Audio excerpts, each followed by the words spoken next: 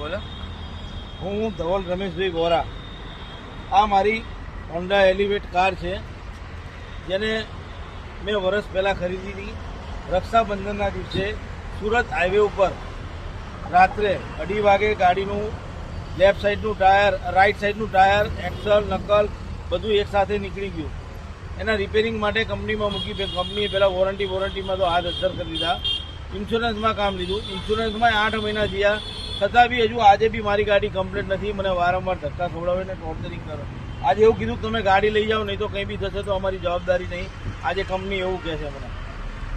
એટલે આ હોન્ડા કંપનીની ગાડી લેતા તમે લોકો બહુ ધ્યાન રાખજો. હું તો હેરાન થયો, પણ તમે લોકો હેરાન ના થતા. આ બહુ હરામી લોકો છે, સમજ્યા? આ કાર્ટેક હોન્ડામાં 8 મહિનાથી ગાડી અહીંયા મારી પડેલી છે.